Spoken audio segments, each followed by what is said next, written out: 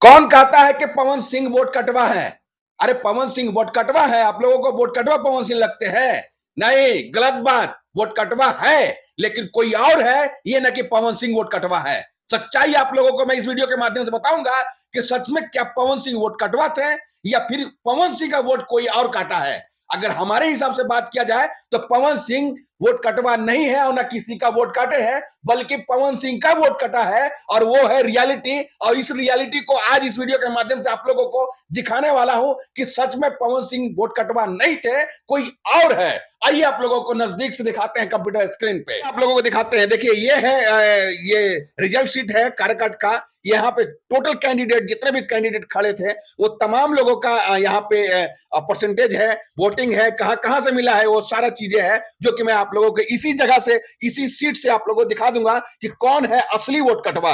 आइए तो सबसे पहले मैं दिखा दूं यहाँ पे, क्योंकि एक दो बंदे की बात हो रही है, 2 से 3 बंदे की बात है। ये देखिए यहाँ पे पवन सिंह है, ये पवन सिंह का यहाँ पे टोटल वोटिंग जितना भी है वो टोटल कैलकुलेट करके यहाँ पे दिया गया है कि इतना है। और यहाँ पे है, आप देख सकते हैं, यहाँ पे राजा राम सिंह है जो कि इनका यहाँ पे वोट है, और साथ में उपेंद्र कुशवाहा देखिए यहाँ पे है। उपेंद्र कुशवाहा का कहां कहां से वोट मिला है वो सारी चीजें है। यहाँ पे देख सकते हैं राजा राम सिंह को 3,80,581 वोट मिले हैं, जो कि वहीं पे उपेंद्र कुशवाहा को 2,53,876 वोट मिले हैं, और मिले हैं पवन सिंह को 2,74,723। समझ रहे हैं बात को? सबसे ज्यादा वोट मिले हैं राजा राम सिंह जी को, जो कि 3,80,581। इसके बाद सेकंड नंबर पे आते हैं पवन सिंह जी 2,74,723। इसके बाद आते हैं उपेंद्र कुशवाहा जो कि 2,53,876। तो इससे साफ पता चलता है कि ये जो 53,876 वोट अगर पवन सिंह में ऐड हो जाता तो जाहिर सी बात है पवन सिंह जीत जाते हैं। पवन सिंह जीत जाते हैं, रियलिटी है।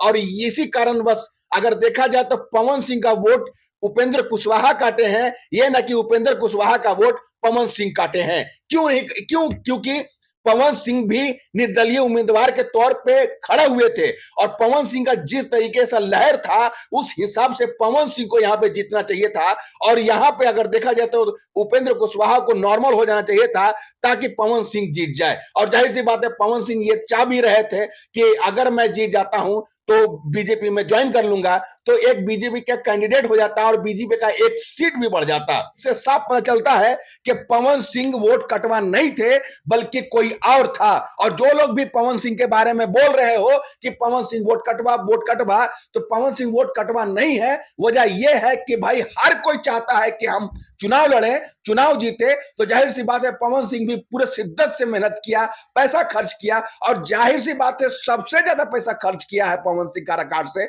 इसके बावजूद भी वो सेकंड पायदान पे रहा, और जो सेकंड पायदान पे रहा तो जाहिर सी बात है थर्ड और फोर्थ वाले लोगों को वोट कटवा बोला जाएगा, ये ना कि सेकंड वाले लोगों को वोट कटवा बोला जाएगा। आई थिंक आप लोगों को ये वीडियो पसंद आई होगी। रत्ती भर वीडियो पसंद आई, वीडियो को लाइक करें और चैनल को सब्सक्राइब करें, बेल आइकन जरूर दबा दिए। मिलते हैं नेक्स्ट वीडियो में, तब तक मुझे इजाजत। जय हिंद।